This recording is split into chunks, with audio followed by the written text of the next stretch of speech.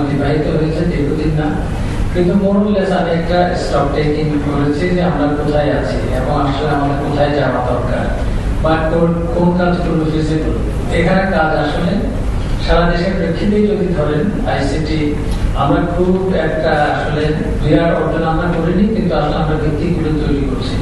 এখানে দেখতে হবে আসলে যখন আমরা আইসিটির কথা বলি, আমরা অনেক সময় টেকনোলজি সেন্ট্রিক কথাবার্তা বলি, যেটাকে প্রযুক্তির দিক থেকেই দেখি। অনেক সময় এখানে আমাদের ইনফ্রাস্ট্রাকচারের প্রশ্নগুলো অবশ্যই আসে।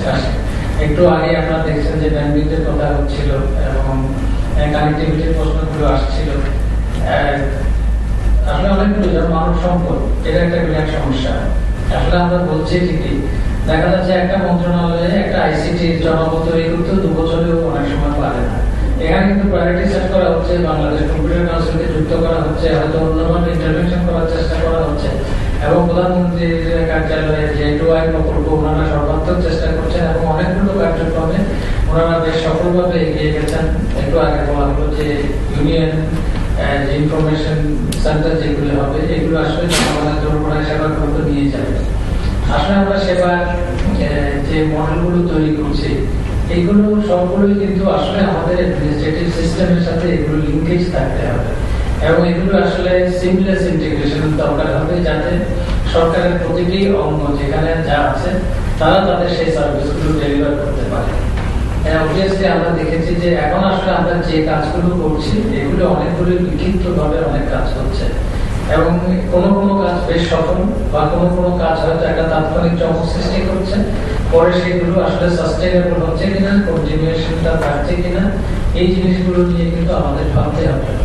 আমরা জানি যে আমরা এবং এমনকি আমরা যে কাজটির জন্য আমাদের ডিজিএম হেলথ ডিপার্টমেন্ট পুরস্কার পেয়েছেন, সেটা সম্পর্কে প্রশ্ন তুলেন যে এরকমগুলো অনেক সময় রিসিভ করে না। এটা আসলে আমাদের মাইন্ডসেটের প্রশ্ন আছে। আমাদের অনেক সময় দেখা যাচ্ছে যে আমাদের যে প্রশাসনিক যে প্রস্তুতি, সেটা হয়তো আরো নিবিড় ভাবে নেওয়া দরকার। তবে এতে সন্দেহ নেই যে আমরা আসলে বিষয়গুলোকে, আমি যেটা মনে করি আসলে একসাথে বিরাট কিছু করলে আমরা আসলে সেটা রিচিভেবল হয় না। এখানে আমরা আসলে পর্যায়ক্রমে শুরু করতে হবে এবং সেখানে যেখানে ছোট ছোট বিল্ডিং ব্লকস, আসলে ছোট ছোট যে কাজগুলো আমরা করবো সেগুলোকে ইন্টিগ্রেট করা। ইন্টারঅপারেবিলিটির প্রশ্ন আসছে। আসলে যখন আপনারা শুরু করবেন, কতগুলো জিনিস মাথায় রাখতে হবে যে আমি আসলে শেষ পর্যন্ত কোথায় যেতে চাই। সেই জন্যই আমি ছোট কাজের কথা বললাম, কিন্তু এখানে কতগুলো বড় কাজের ভিত্তি আগে তৈরি করতে হবে। এই আমাদের দেখে আমরা যদি দেখি আমাদের ডিজি হেলথের ডেটা এবং ডিজি ফ্যামিলি প্ল্যানিং এ অনেক ডেটা যেগুলি ওনারা তৈরি করবে, এগুলোর মধ্যে আসলে এক প্ল্যাটফর্মে নিয়ে যাওয়া দরকার হবে। তাহলে তখন আসলে আমাদের একটা ইন্টারঅপারেবিলিটির প্রশ্নটা তখন অ্যাড্রেস করতে হবে এবং ডাটা স্ট্যান্ডার্ডাইজেশনের দরকার হবে। আনফরচুনেটলি আমরা এখন পর্যন্ত আমাদের ডকুমেন্টের ডাটা স্ট্যান্ডার্ডাইজ করতে পারিনি।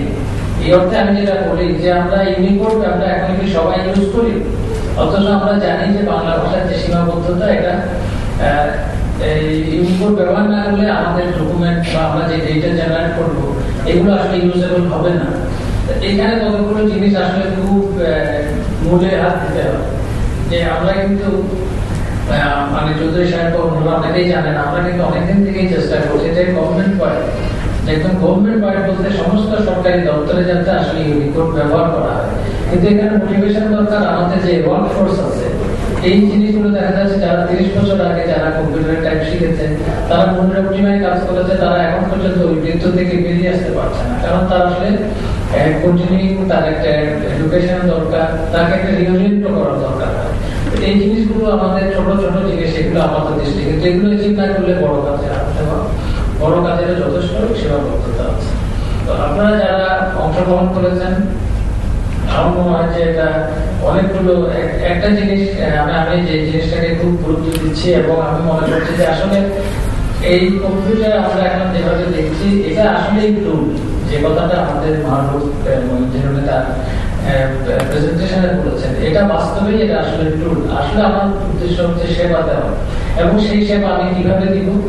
তাহলে এই সেবার পরিধি কিন্তু বিস্তার করেছে এবং সেবা যেমন আমার অফিস কেন্দ্রিক না হয়, এখন আমরা ই সার্ভিসের কথা কেন বলি, যে কতগুলো জিনিসের সেবার জন্য হয়তো মানুষের সাথে যে সেবা দাতা এবং গ্রহীতার কোনো সম্পর্ক স্থাপন না করেই সমস্ত কাজ সম্পূর্ণভাবে করা সম্ভব।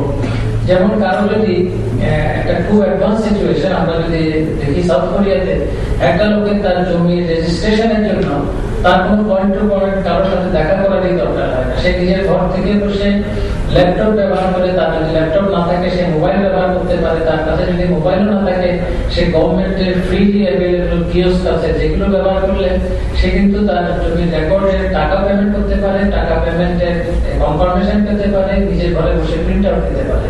অনুরূপভাবে ল্যান্ডে তার জমির যে মালিকানা সেটা সনদও কিন্তু সে ঘরে বসে পেতে পারে।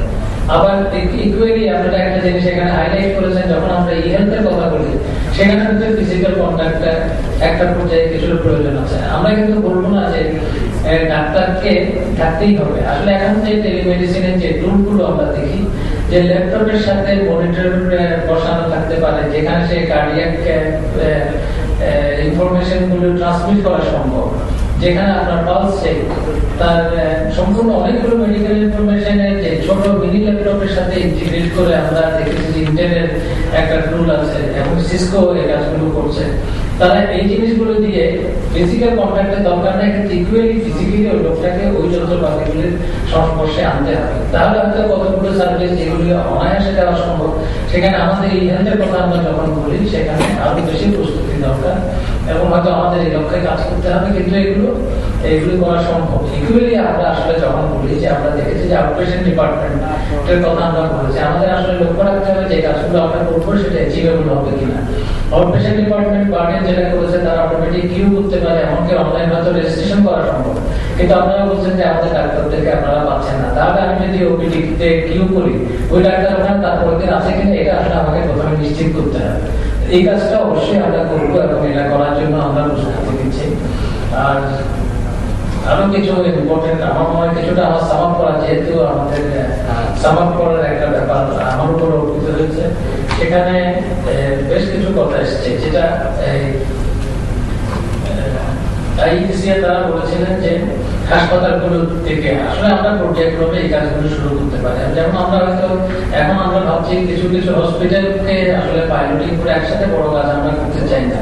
পাইলটিং করে সেখান থেকে ডিজিজ ম্যাপিং কিভাবে করা যায়, ডিজিজ প্রোফাইল কিভাবে তৈরি করা যায়, তাহলে হয়তো আমরা ওটাকে স্কেল আপ করাটা ইমিডিয়েটলি করে সেটা সম্ভব হবে। আর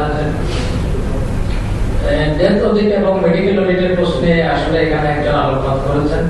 আসলে কাজে এটা এই মুহূর্তে যেটা ফিজিবল কিনা একটু দেখার দরকার। তবে রেগুলেটরি যে ইস্যুগুলো এসেছে আমার মনে হয় বিএমডিসি বা মন্ত্রণালয়ের এখানে ভূমিকা আছে, আমরা জিনিসটা দেখতে পারি। আর্থিক সীমাবদ্ধতা আসলে আইসিটির জন্য আমরা যখন বলি আর্থিক সীমাবদ্ধতা কিছুটা থাকবে, আবার কিছুটা আর্থিকটা বড় সমস্যা সবসময় না।